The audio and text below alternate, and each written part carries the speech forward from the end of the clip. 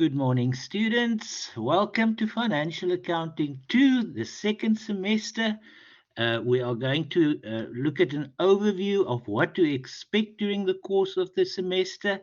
But like I said before, I hope you have a wonderfully productive but also enjoyable semester in this subject, that you will enjoy the topics that we are going to be doing. Some of them are quite challenging. Some of them I think you are going to find quite easy. We'll talk about that in the next 10 or so minutes. I actually wanted to start today with that old lame little joke. I've got good news and I've got bad news. What do you want to hear first? Thank you, Abigail. Let me just double check. Yes, I have started the recording, but thank you for the reminder. I appreciate that. But I can't start with that, with that, because some say the bad first, some say the good news first. The fact is, I actually only have good news today. I only have good news, so I haven't got any bad news, which is probably good news in itself. But I've got some other good news for you as well. This term, this third term, this is the term that you must utilize to boost your marks. I'm saying that because we are going to start with a topic that is known to you. It is not a topic that you've never encountered before. We'll see later on, it is property, plant, and equipment. So you already know the basics about property, plant, and equipment. We're going to take those basics to the next level, and we are going to encounter new situations, new concepts, new kinds of entries that we need to do, and so forth. Right. So it is not the same as in financial accounting 1, but it is the same topic. It is just at a more advanced level. I'm going to talk about that soon. But anyway, history tells us over all the years that even students who were sitting on, let's say, 40% for the first semester, they can boost their marks during this third term so that they end up with very close to a distinction. So just to repeat what I've said earlier, use this term, specifically this third term, to boost your marks. So put in some elbow grease, bring your part, which I know you will. You've always done that, uh, and this is the good news, right? And like I say, I haven't got any bad news. Let us just now that I've got that off my chest, let us just go and have a look at our website. It's already displaying there. So I just want to point out a few things. First of all, if we go to Content General, you know the story by now. Under Content General, you've got this subfolder called Notes and Question Banks. So if I click on that, we go down, we go beyond the share capital, we go beyond, those are the two topics we did last term. So we go beyond the share capital and beyond the taxation.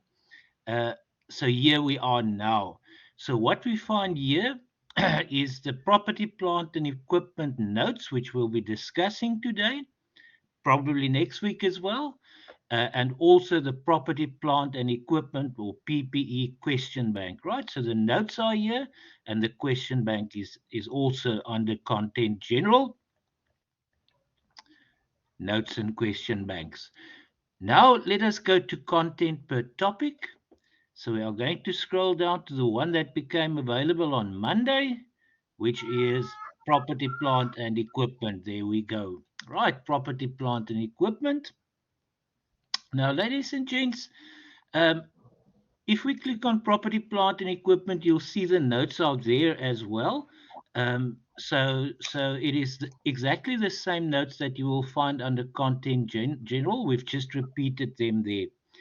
Now, before maybe we can look at the notes now. Let me just pause there for a second. Are there any questions up to this point from your side? You can either ask them in person, or you can type them in the chat.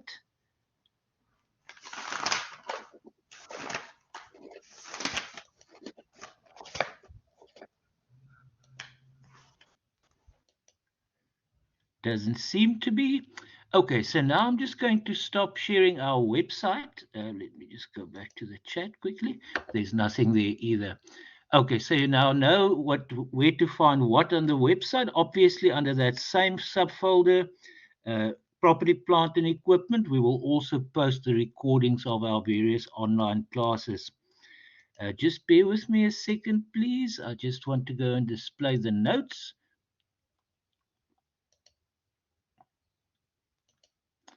It should come up on your side soon. And there we are.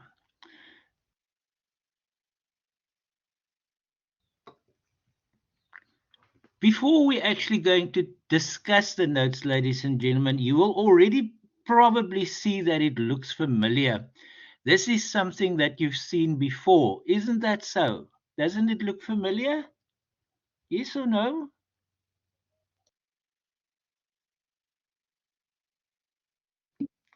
Yes, it looks familiar, right? Because you had a version, a similar version in Financial Accounting 1 last year. Now, let me tell you, let me just briefly describe you the history of the notes. When myself and a former colleague of mine, Mr. Johan Bormann, when we wrote the notes some years ago, obviously we've adapted it as time went on. But when we wrote the notes, we wrote the property, plant, and equipment notes sort of with a top-down approach, and I'll explain just now what I mean with a top-down approach.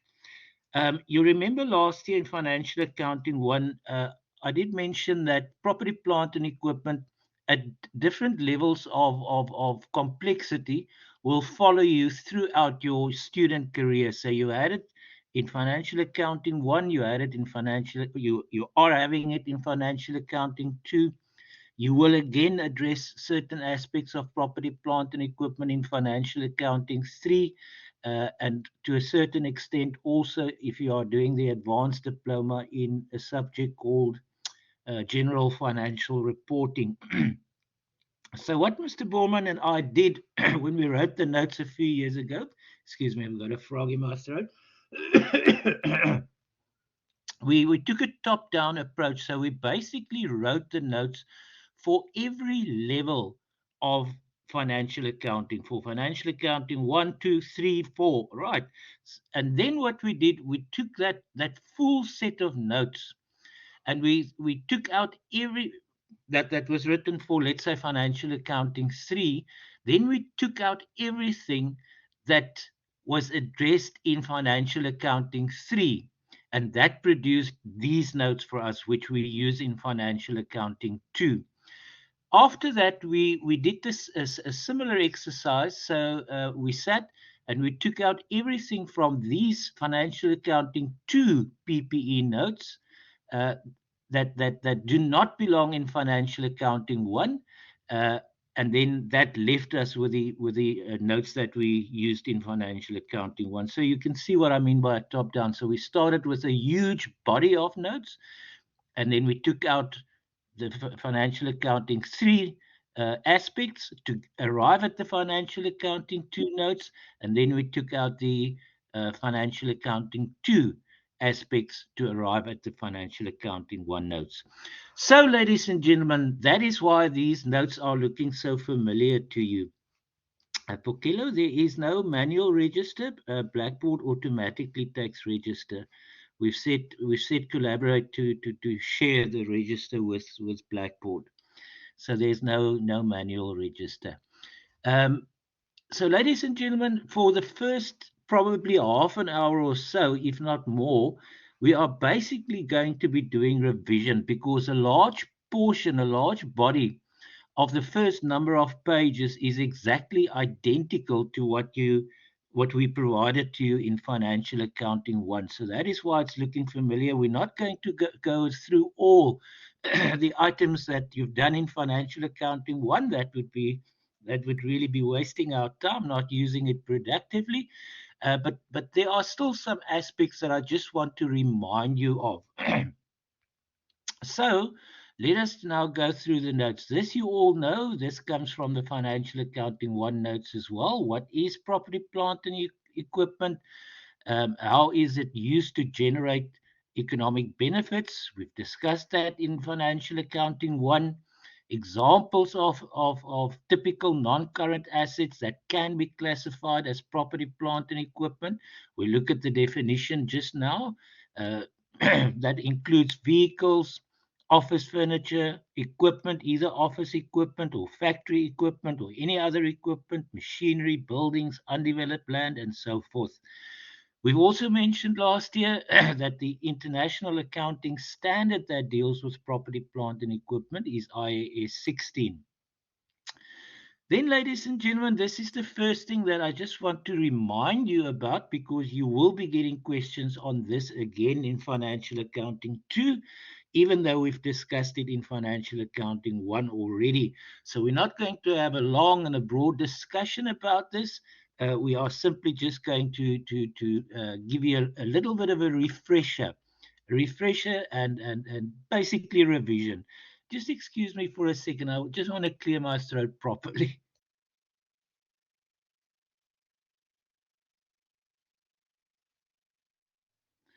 Thank you. That's much better.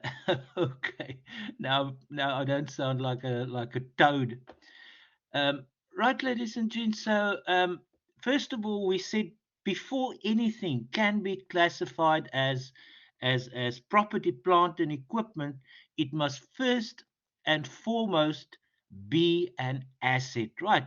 So, the first definition that is going to be important for us again is the definition of an asset itself. Because if an item or an element is not an asset, then it cannot be property, plant, and equipment whatsoever. So, first and foremost, it must be an asset. So, this is just a refresher. What is an asset? We've broken that definition down, as you remember from last year. It's a present economic resource. And then, what is a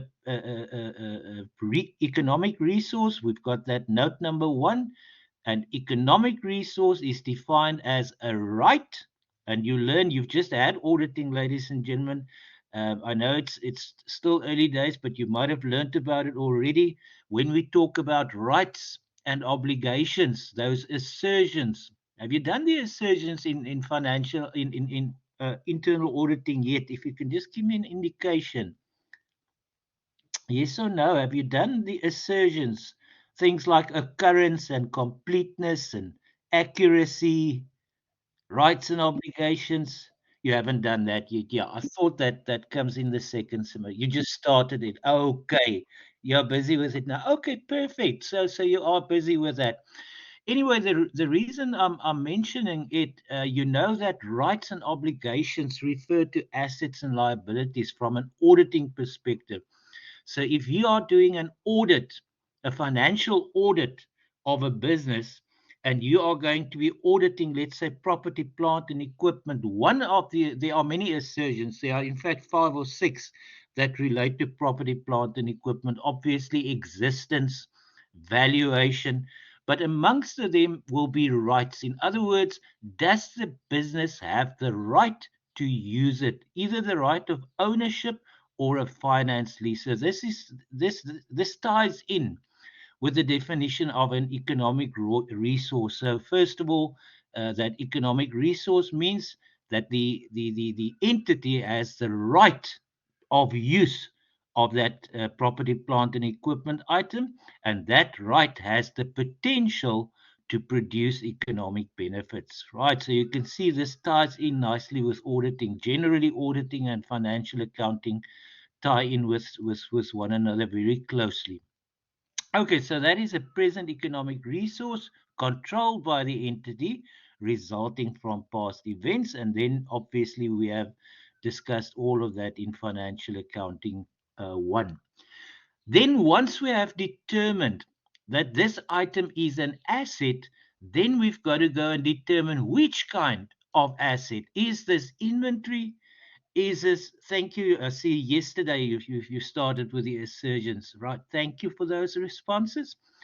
Um, is it inventory? Is it a financial asset? Is it a biological asset? Is it an intangible asset? Is it property, plant, and equipment? So it means we have to refer to various other definitions to go and determine exactly which kind of asset it is. And if it complies with the definition of, let's say, an intangible asset, then it's an intangible asset. If it complies with the definition of, let's say, a financial asset, it means it's a financial asset. And if it complies with the definition of property, plant, and equipment, it means it is property, plant, and equipment. So let us just be reminded again of the definition of property, plant, and equipment. First and foremost, it must be a tangible item, right? So you can feel it, you can kick it, you can lick it, right? It is something that you can touch. In other words, it's an item that has physical form. Clearly, something like an intangible asset won't have physical form. In fact, part of the definition of an intangible asset, which we'll be doing in financial accounting 3, if I remember correctly, financial accounting 3, yes. It is that it has no physical form, right? Also, financial assets have no physical forms. Financial assets and intangible assets both have no physical form. But PPE is a tangible item. And then, as we've mentioned, it must be used in any one of the following three, or for any one of the following three purposes, either in the production or supply of goods or services, right? Typically, ladies and gentlemen, that would be your plant and machinery, right? Or for rental to others. This is not new. We've spoken about that last year as well. So that could be like Avis or Hertz, where they've got a fleet of motor vehicles that they rent out. So those motor vehicles form part of their property, plant, and equipment. Or it could even be, let's say, a block of flats, block of apartment flats that is being rented out to people for residential purposes. Or it could be shops in a shopping mall that is being rented out to various vendors. Or, ladies and gentlemen, it can be used for administration purposes. And I remember last year we said you must give us a few examples, and you said things like printers and copiers and your head office building. I know there were quite a number of very good examples that you've provided for us. Okay, so the three purposes, or one of the three let me start over. So it must be used for one of those three purposes, right? Either production or supply of goods or services, or for rental to others, or for administration purposes. And it must be a tangible item, and then it must be expected to be used during more than one period. We discussed that last year. We said it doesn't necessarily mean more than 1 year. It could be for less than 1 year, but if the usage of that item takes place over more than one financial accounting period, let's say for 3 months in one financial accounting period and for another 6 months in another financial accounting period, then it qualifies as property, plant, and equipment. So it must be expected to be used during more than one financial accounting period. So more than one financial accounting period, not necessarily a calendar year. Excuse me, ladies and gents. Right. So we've discussed all of this. So, like I said, the first half hour or so is going to be mostly revision. I will point out when we get to totally new material. So initially, property, plant, and equipment is measured at its cost. You know that. We've also mentioned last year how is cost determined. We're going to discuss that in a few minutes again. How do we determine its cost? Also, how it is subsequently measured. In other words, later on, after you've initially measured it. In other words, after you've already purchased it. So that will mean normally when you are drawing up financial statements, right? So when you are drawing up financial statements, then you've got to take into account things like depreciation. There's also another factor that needs to be taken into account, which is going to be new to you, which we will talk about in a few minutes' time. Then, besides the definition criteria, ladies and gentlemen, besides the definition criteria, you remember there are also the recognition criteria. And the recognition criteria for any element that comes from the conceptual framework is that an item just excuse me for a second.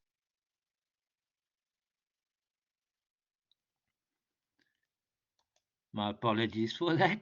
Um, so the recognition criteria for any element before you recognize it in your books of account is that it must provide relevant information. You remember that the relevant information and faithful representation are your fundamental qualitative characteristics. If you think back to the conceptual framework, your fundamental qualitative characteristics was that the information that you are going to be recording must be relevant and it must be a faithful representation of now this is Mr. Bormann in action, of the phenomena it purports to present. Okay, that sounds a little bit very hoi polloi, and so it basically means it's a faithful representation of what actually happened, what really transpired. So if we bought a motor vehicle, that is really, and we record it as an acquisition, that is really what happened.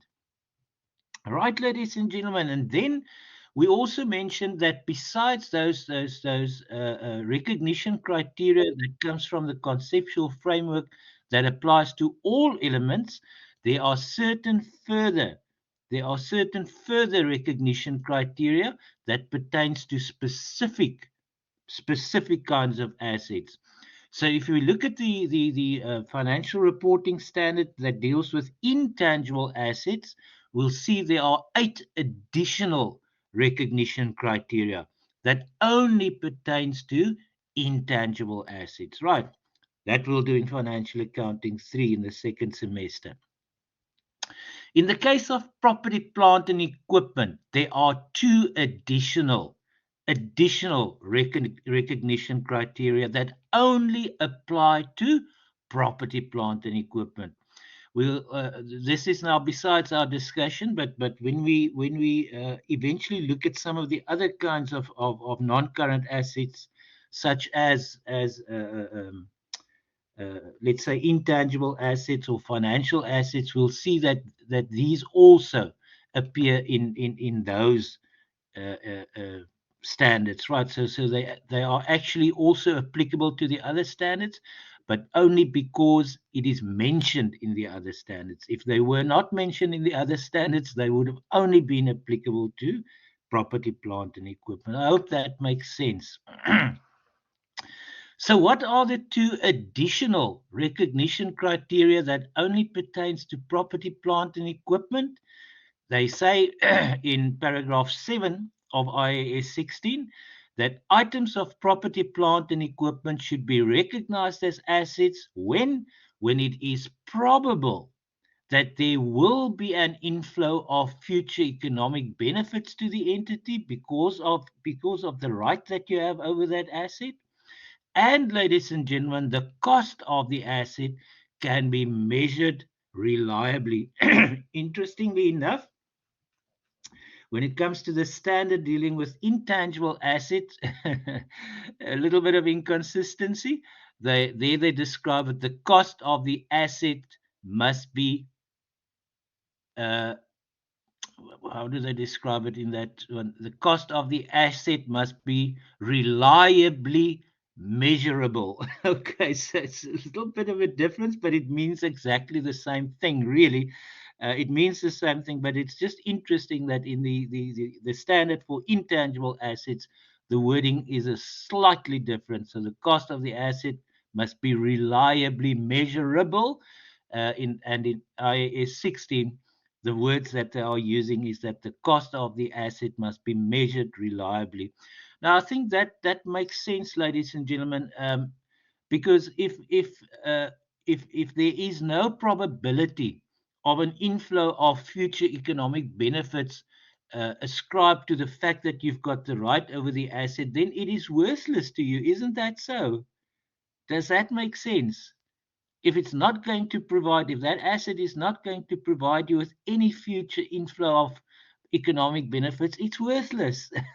So therefore, you should not be carrying it in your books of account because it has no value to you. I think it should make sense that an asset can only have value to you if it is going to generate economic benefits in the future, right? And also, I think the second additional recognition criteria is also very logical. If the cost cannot be reliably measured, how are you going to decide how to record it at which cost? Right?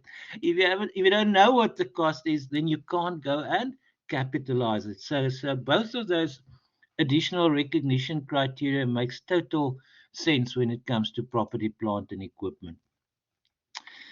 Some of the characteristics of property, plant, and equipment, we've spoken about the useful life last year. We've spoken about residual value, which is sometimes also referred to as the scrap value or the salvage value. But IAS 16 uses the term residual value, right? So let us just do a little bit of revision here. Let us just do a little bit of revision, and now you've got to play along with me. Let's play our game here. You've got to type a few answers for me, ladies and gentlemen. Before, and hopefully this sounds familiar. Hopefully you can remember we went through this last year as well. Before we can calculate depreciation, what do we have to calculate first? If someone can type for us there.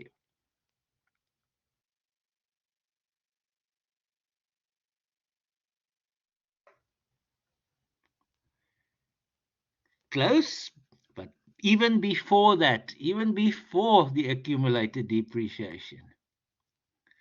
I still remember I typed this on a Word document which we used as the even before the book value, even before the carrying value. You are going to calculate it. Sandisa is getting close now. Sandisa is getting close. He mentions there residual value. You are going to use the residual value in calculating the amount or the item that I'm looking for, even before the carrying value. What do we have to calculate first? There we go, Zazile. Zazile remembers that depreciable amount, right? You could probably call it depreciative amount, but IAS 16 refers to it as the depreciable amount. Thank you, Zazile. There we go, ladies and gentlemen. So before we can actually, there we go. Thank you, Abigail. I agree. There we go. So, ladies and gentlemen, before we can do any depreciation calculations or accumulated depreciation, we first got to determine the depreciable amount. Now, my next question, how? How do we determine the depreciable amount? You've got to type that for me. Let's see who can remember that.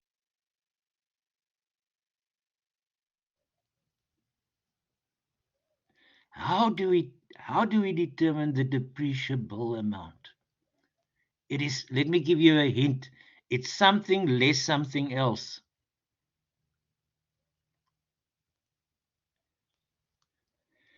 Maybe we can just talk about the depreciable amount again, what it means for us. There we go, Lucille. Thank you so much. Thank you, Nelasiwe. Right, there we go. We've got two answers, both correct already there. Let us just talk about the principle here, ladies and gentlemen. Your depreciable amount is really the value of that asset that you are going to consume by using it, right? So literally what it means it is the difference between the cost of the asset and what you expect to sell it for at the end of its useful life, right? Which we refer to as the residual value, like Lucille and Delasiwe both mentioned there, right? So if we just think about it logically, if the let's use a few figures here. Let's say the item of property, plant, and equipment cost us 100,000 rands, right? 100,000 rands, and we expect Once we've done using it, we expect to be able to sell it for 20,000 Rand. So it cost us 100,000 Rands. We expect to be able to sell it for 20,000 Rands at the end of its useful life. How much of its value are we going to consume by using that asset?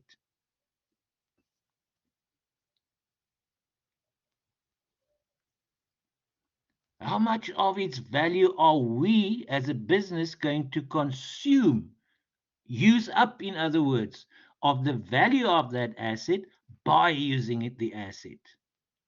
I need you to type a figure for me there in the example, right? So it cost us 100,000 rands. We expect to be able to sell it for 20,000 rands. So how much of the value are we using up by or consuming by using it? Exactly. Thank you, Asibe. Thank you, Feni. There are two Fenis. I'm not sure which one that is, but thank you for those answers, ladies and gentlemen. All of you, thank you so much. Quite correct, 80,000 rands. So, what do we call that 80,000 rands? We call it the depreciable amount, ladies and gentlemen. Right? That is the amount that we have to write off over the useful life for us. Right? Does that make sense? We bought it for 100,000. We hope to sell it for 20,000. So the value that we are going to use up is 80,000 rands, which means we have to depreciate 80,000 rands over the period of time that we are using this asset. And that is referred to as the depreciable amount. Right. Okay, so I can see we are now slowly but surely coming onto the same page here. Right, ladies and gentlemen. So, like we've written there, sometimes just in general conversation, the residual value is sometimes also called the scrap value or its salvage value.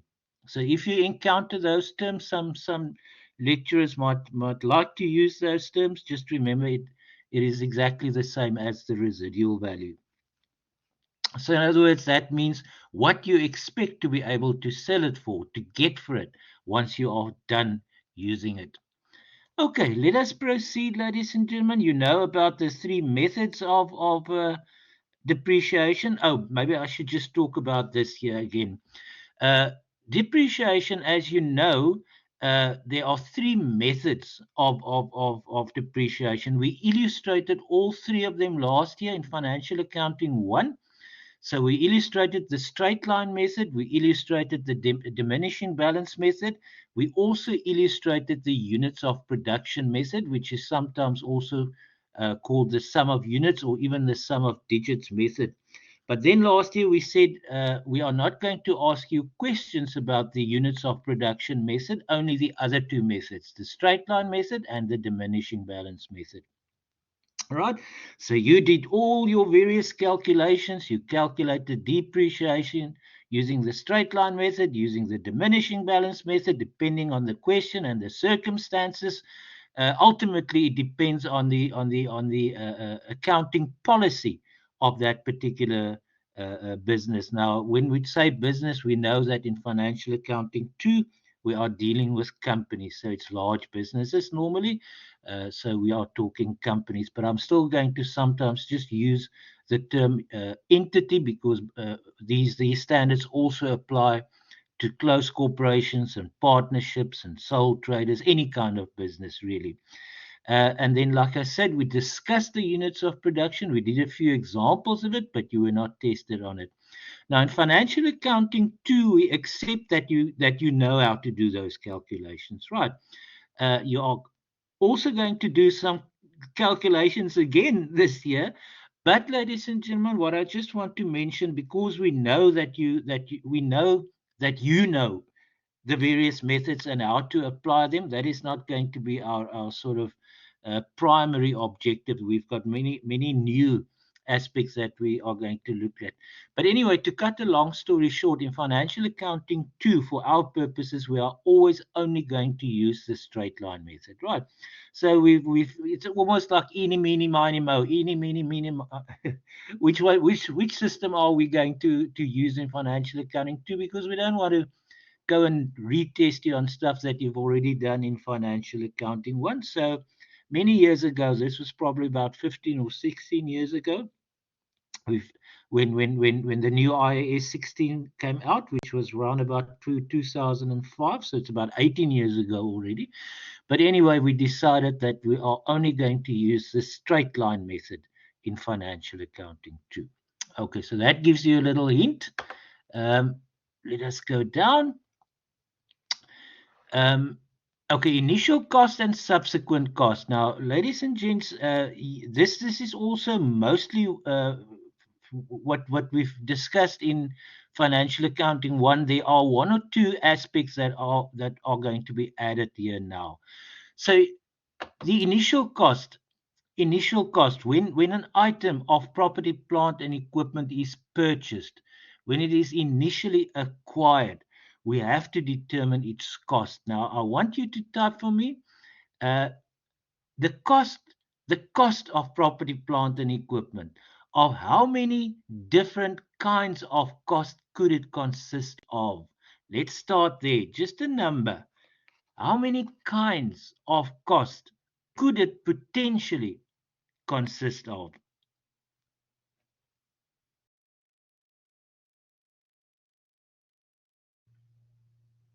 We mentioned it last year, but we only discussed two of those three last year. We're going to discuss the third one now.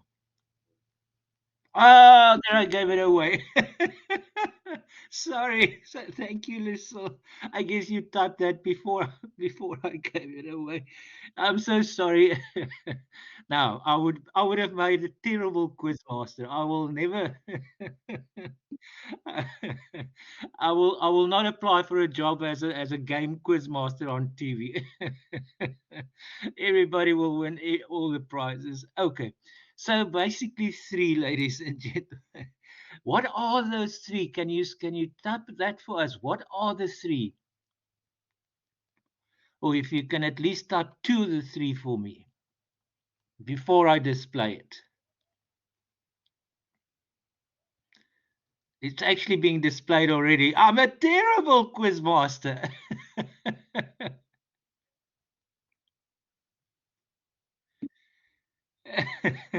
I never realized how terrible I am. Now, if I scroll away from that page, I will give it away in any case. Okay, so it's right in front of you.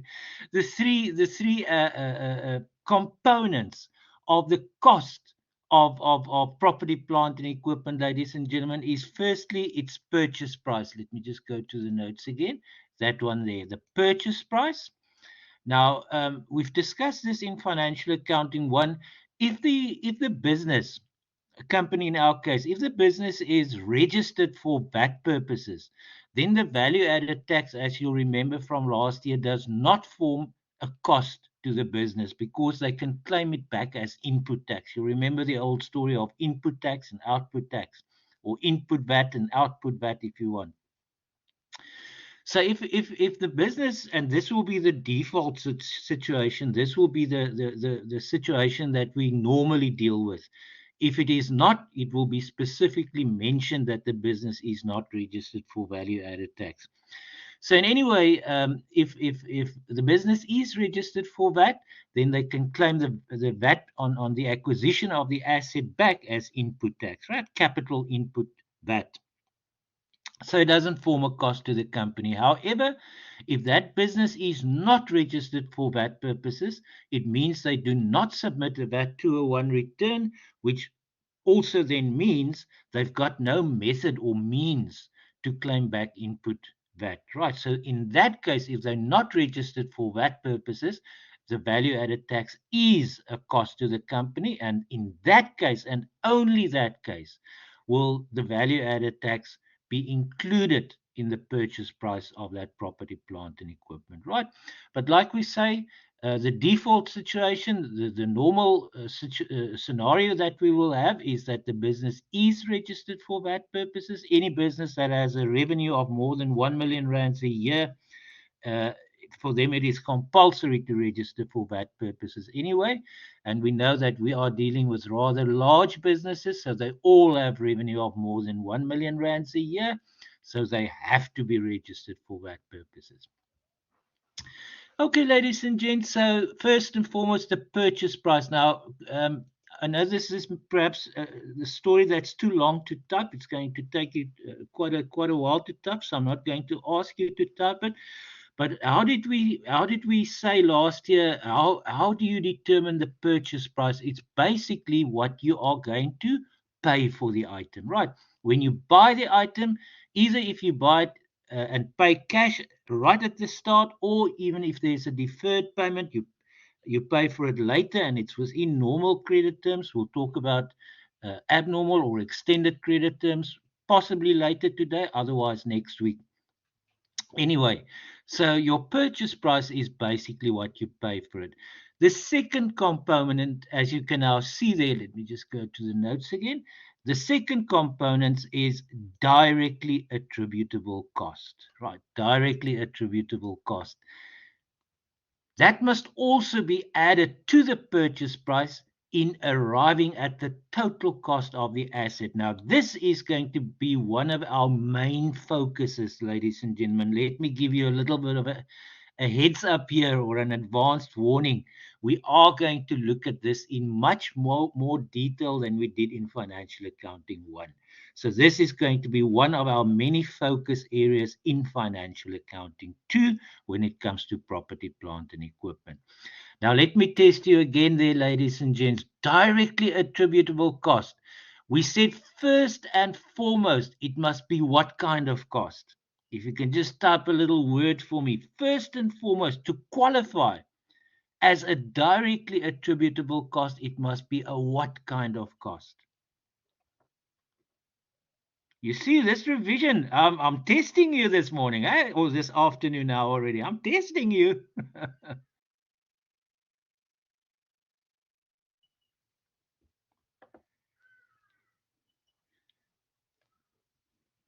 It must be what kind of cost? Starts with an N.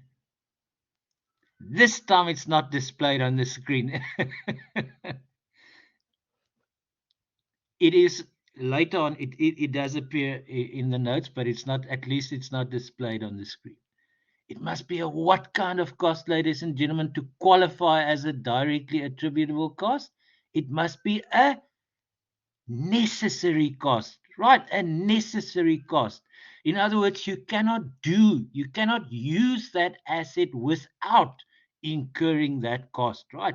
If you do not incur that cost, then you are not able to use the asset as management intends, right? So if it's, let's say, plant and machinery in your factory building, let's say you've bought the plant and machinery, but you now have to employ engineers to install it for you. You cannot use the plant and equipment for manufacturing purposes, which is what management intends to do with it. You cannot use it unless the machinery has been properly installed, right? In other words, the machinery is not usable as management intends unless it is installed. So it means that installation cost is a necessary cost, and therefore it qualifies as a directly attributable cost, which then must not, the whole implication here, the whole point here is that it means then it must not be written off as an expense in your statement of comprehensive income. No, it must be capitalized as part of the cost of the property, plant, and equipment. Let me test you further. We said also, besides having to be a necessary cost, it must play a role in two things, if, for lack of a better word. It must play a major, a significant role in two aspects of that asset to qualify. One of the two, not necessarily both, one of the two aspects of that property, plant, and machinery. We can remember uh, uh, those two aspects. The one starts with a C and the other one starts with an L.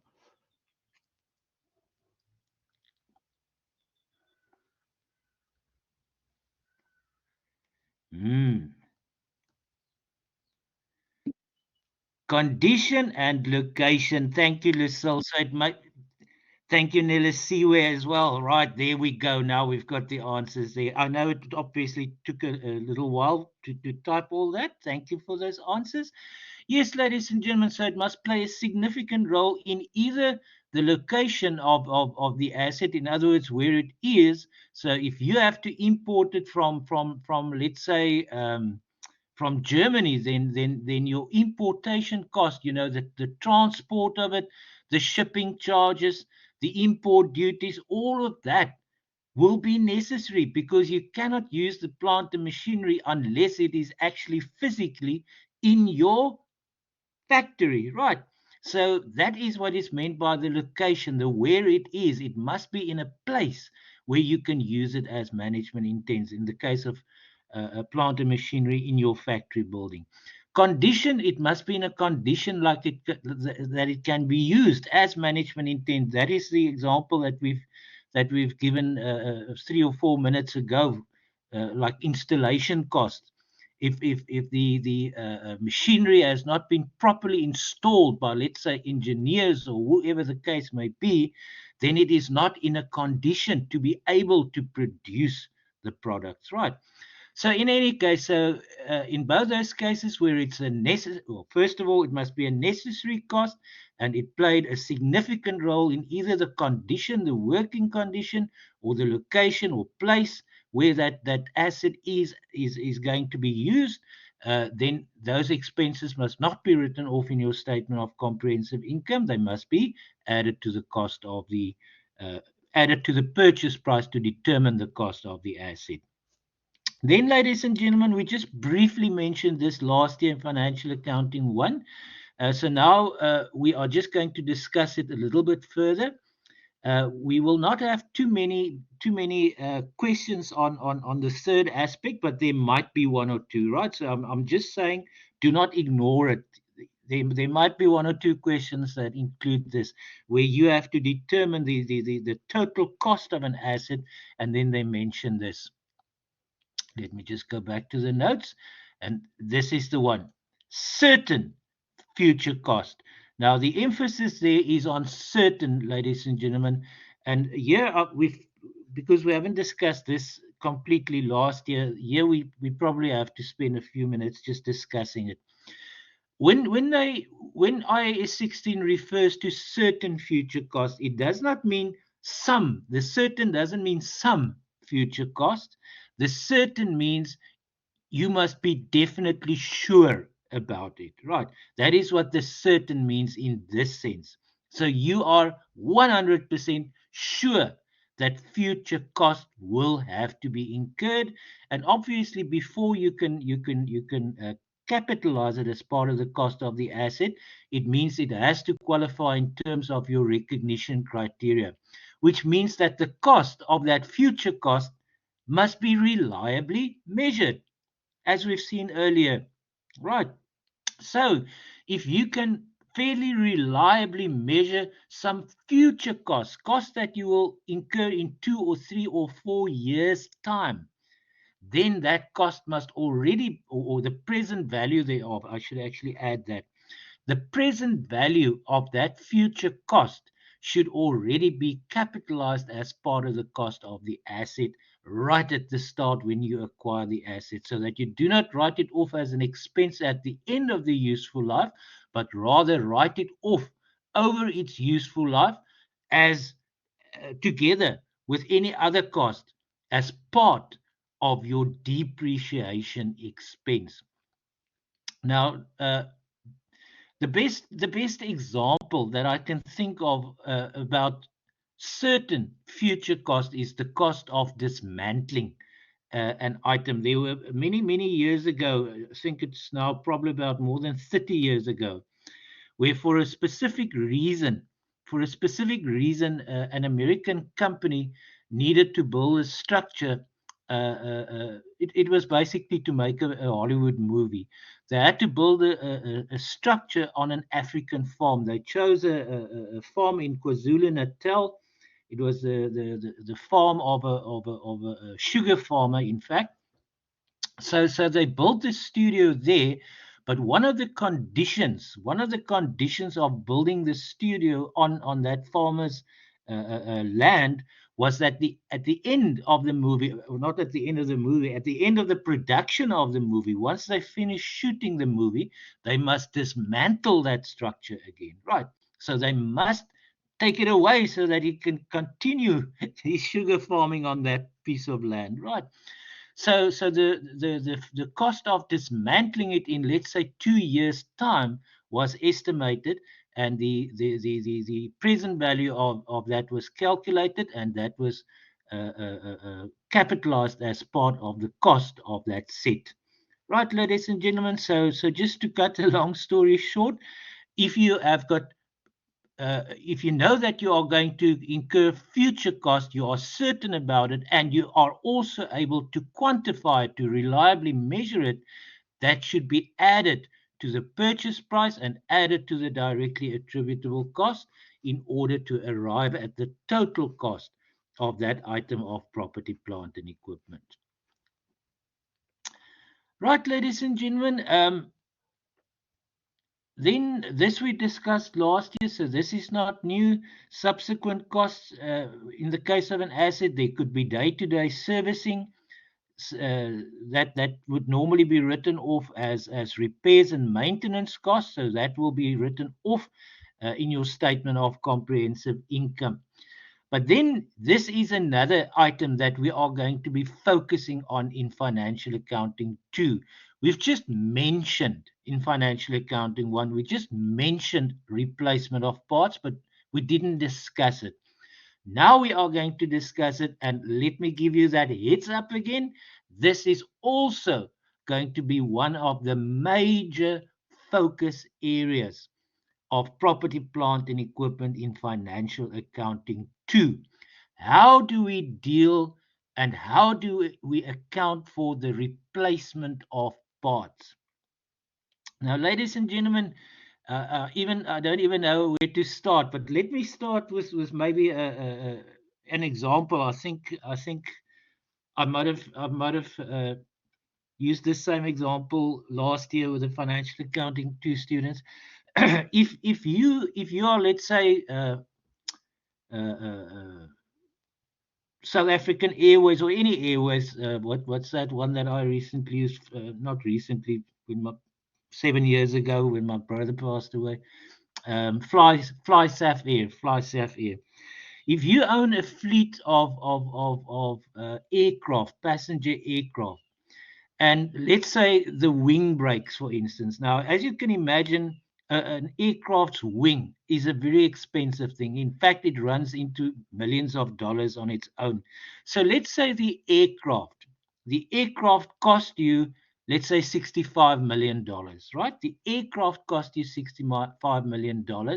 And now you see, once you do a major inspection of of a particular aircraft, you see that the left wing needs replacing. There's some damage to the left wing, or it's not working properly. As you know, there are all sorts of mechanisms in the wings to control the ascent and the descent of an aircraft. So for some reason they have to replace, or the wing has become damaged. Are they going to replace only the wing, let's say at a cost of 2 million rands, probably not even that much, or are they going to dollars, I should say, or are they going to replace the whole aircraft at $65 million? The whole, you can just start for me, whole aircraft or just wing.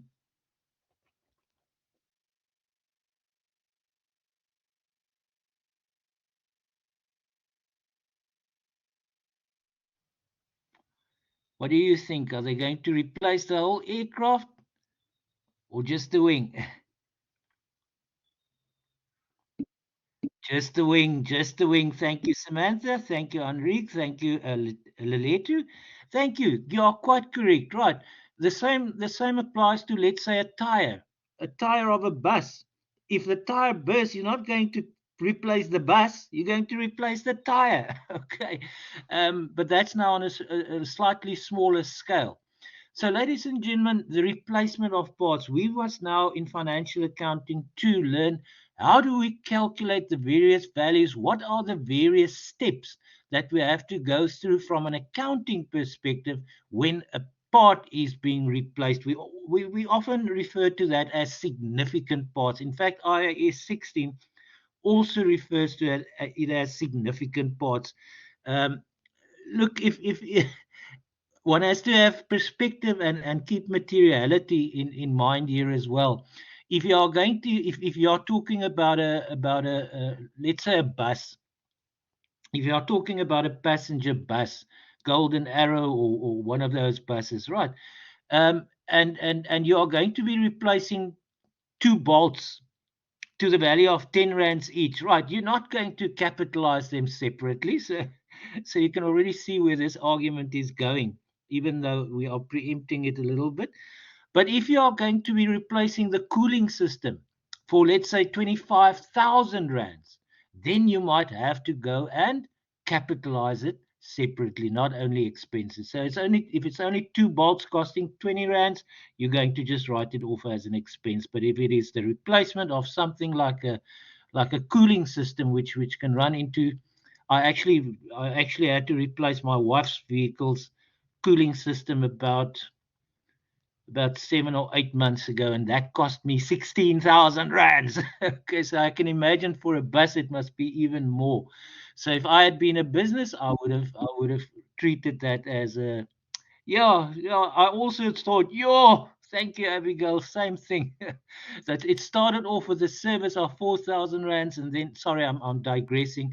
And then they found and they said, but your cooling system is going to pack up within the next few weeks.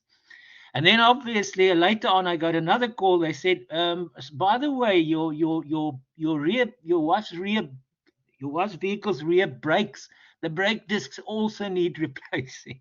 So that wasn't a good day. I wish, Lissel, I wish. I wish. Anyway, ladies and gentlemen, so I made a long song and dance of that, but the reason for that is replacement of parts. How do we account for that? That is going to be one of the new aspects and one of the focus areas of financial accounting too. Then this is also new. Both of these aspects you wouldn't have found in the notes from financial accounting. One, impairment and major inspections. Or also safety certificates. They are actually two different things, but they are treated exactly the same. So, first of all, the impairment of an asset. Now, we know, ladies and gentlemen, we know that we are going to systematically, this is actually part of the definition of depreciation. We are going to systematically write down the depreciable amount to the residual value over the useful life, right? But then sometimes something unexpected may happen for some reason. That asset could be damaged overnight.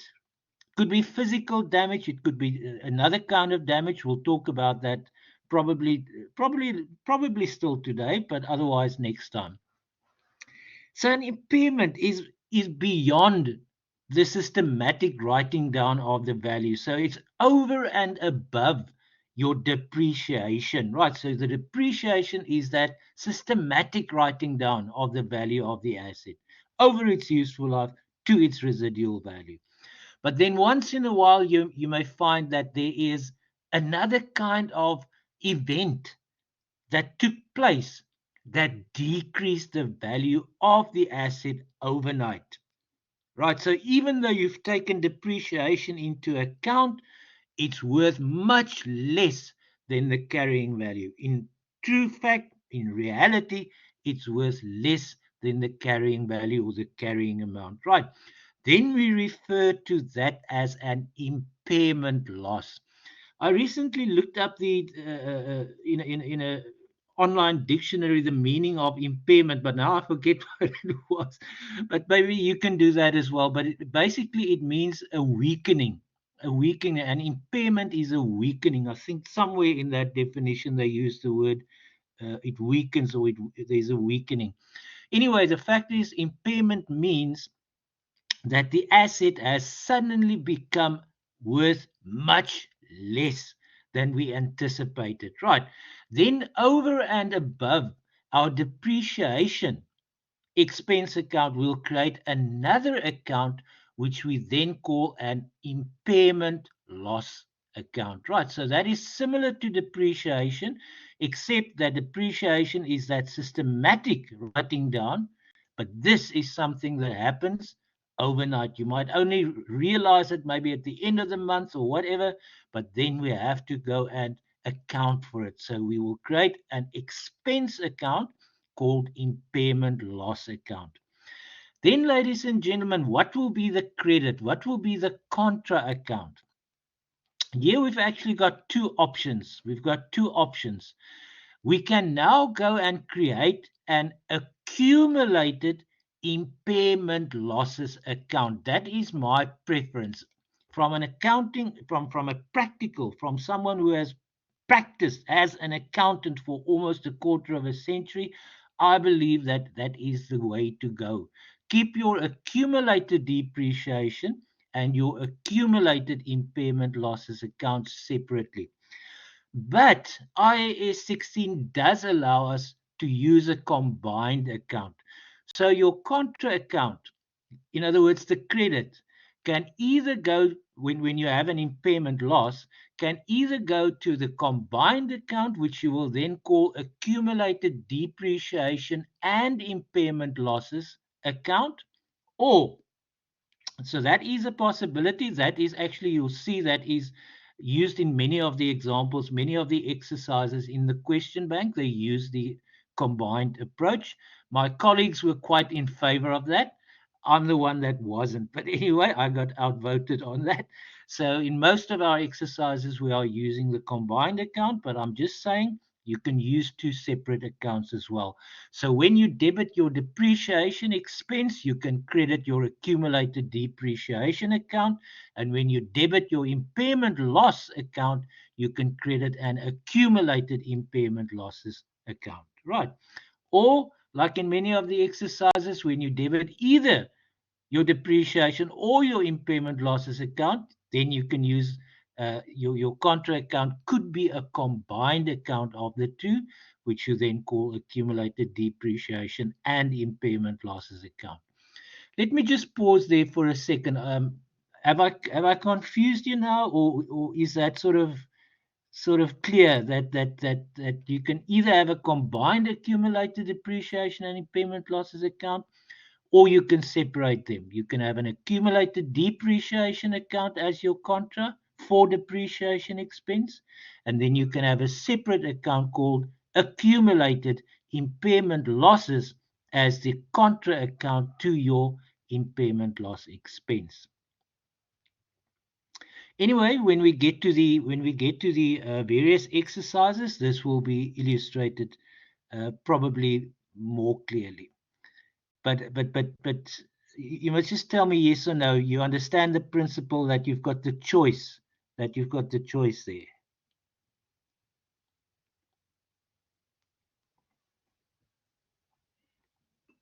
I hope so. Okay, ladies and yes, okay. Thank you, Mr. Mbazini. Then I'm glad. Okay, so you're all clear on that. Now the question of major inspections and safety certificates, ladies and gentlemen.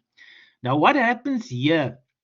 If you are thinking about the My City buses or the Golden Arrow buses, or whichever bus system or any transport system, ladies and gentlemen, we know that passengers are being transported from point A to point B and point C and so forth, right? And clearly they are human beings. So the safety of those people, the passengers, is first and foremost in the authorities' minds, right?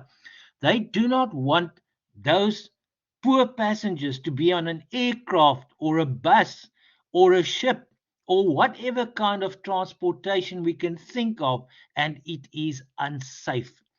So, therefore, aircraft, buses, ships, anything that has to do with the transportation of human beings must be inspected on a regular basis.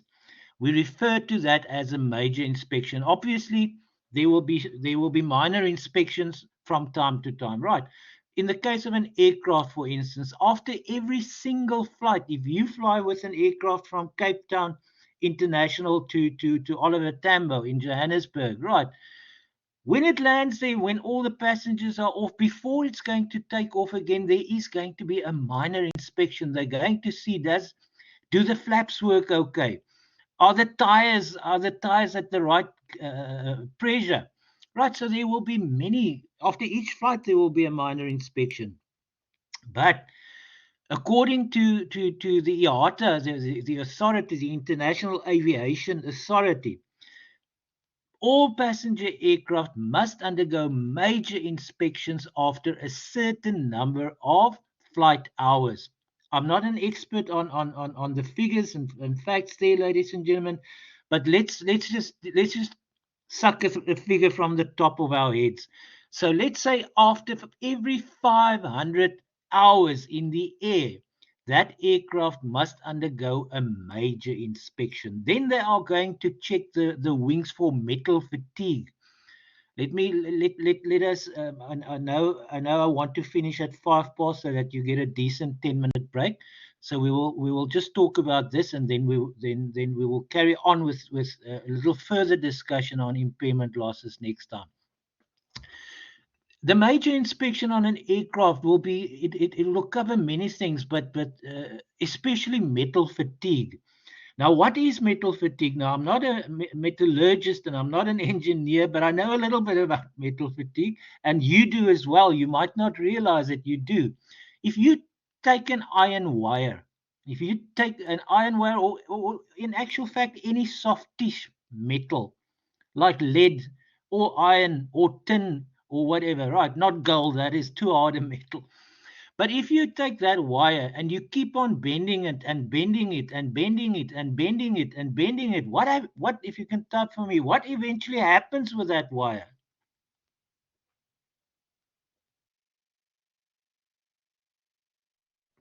It what? If you keep on bending that metal wire, you keep on bending and bending and bending and bending. Eventually, it breaks. It breaks. It breaks. Thank you, Leletu. Thank you, Enrique. Thank you, Bika. Thank you, Kolani. Thank you, Lissel. It breaks. There we go. You didn't even know that you knew that, but you did know that, right? It eventually breaks. That is because of metal fatigue. Now, ladies and gentlemen, if you sit in not in an aisle seat, in a window seat of an aircraft, and you see the aircraft taking off, you will see the wing on your side. It lifts at its tip. It lifts a few. I'm not even sure if it's a full centimeter or two, but it lifts at least 5 or 6 millimeters. It lifts a little bit, right? And later on, when the aircraft descends, remember the wings provide the lift for the ascent and also the downdraft for the descent. Later on, when they start descending, you can see the wings at its tips goes a little bit lower, only a few millimeters, maybe a centimeter, but it bends. It bends a little bit, right? So eventually there is metal fatigue in those wings, right? Also the tail wings, the tail wing, the tail wings and the rudder wing. So, ladies and gentlemen, it has to be inspected for metal fatigue. So, if there are any small little, they call it hairline cracks, then it means that wing has to be replaced. It has to be replaced, right? But that can only be picked up by a major inspection. So, every, let's say, 500 hours, like I said, I've just sucked that number out of my thumb here. I'm not sure how many hours, but after X number of hours in the air, an aircraft must be undergoing a major inspection. The same with your buses, right? Your My City bus. My daughter uses it every morning and every afternoon. The My City bus or Golden Arrow, or whichever kind of bus, after a certain number of kilometers, even though they might have, let's say, a minor little inspection after every day at night, once they finish their routes, they might have a little minor inspection, checking the oil, checking the tire pressure, those kinds of things. But, ladies and gentlemen, after every certain number of kilometers run, they must undergo a major inspection. Then it is going to be much broader than just checking the tire pressure and the oil level and things like that. They will have to go and see whether the brakes are properly working, whether the discs the discs are working properly, also the brake pads. So that is part of a major inspection. They will also go and have a look at the cooling system. We've talked about that a little bit earlier. The cooling system, the brake system, the gears, the navigation systems, the driving, the steering mechanism, are all of them in a proper working order so that that bus is pretty safe, right? That is a major inspection. And sometimes, as we've seen now, that cost could be significant, ladies and gentlemen.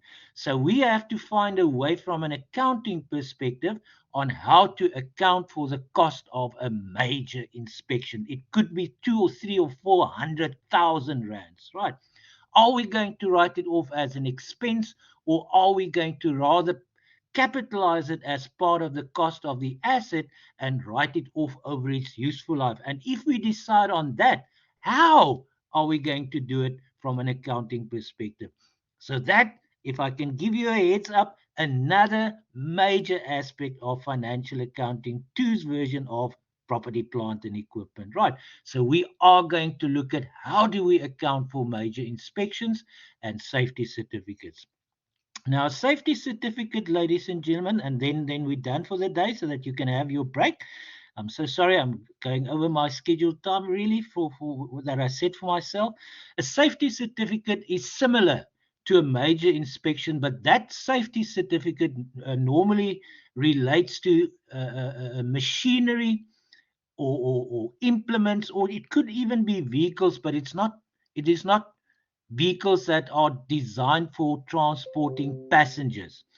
It could be, let's say, even when we look at bread bakeries, baking companies, right? It could be their equipment. Are their equipment safe that people do not lose their fingers and their thumbs and their limbs during the making of the bread? Or if it's a major one of those major mining vehicles and quarrying vehicles, which are like 20 feet, what's that, about 3 or 4 or 5 meters high, twice or three times as big as a tall man. When it comes to those vehicles, are they safe for the operator? So now it doesn't relate to the passengers, but rather to the operator of that equipment or that machinery. So once again, every certain number of years or after every certain number of hours, it all depends on what kind of machine it is and under which legislation it falls. Before they can carry on using that equipment or that machine or that quarrying vehicle, they must renew the safety certificate. So they must go to a licensing authority. That authority will inspect it. So that's why I'm saying it's very closely linked to a major inspection. They inspect the brakes, they inspect the cooling system, they inspect everything that to ensure that that equipment or mining vehicle or whatever machine it is safe for its operators. So you can see it's the same principle, ladies and gentlemen, but major inspections normally relate to passenger let's say any kind of vessel, if I can put it that way, any kind of vessel that transports passengers, whereas safety certificates normally relate to either vehicles or machinery or any equipment that could be dangerous to its operator, right? So it must be sure, we must make sure that it is safe for the operator to use it. Right, ladies and gentlemen, thank you so much. Thank you for attending. The attendance was again quite good. I will have a look at it later in any case. Thank you. Have a lovely rest of the day. Enjoy the afternoon. I know you've got another class at 1:15, so enjoy the break as well. Thank you so much. Bye bye.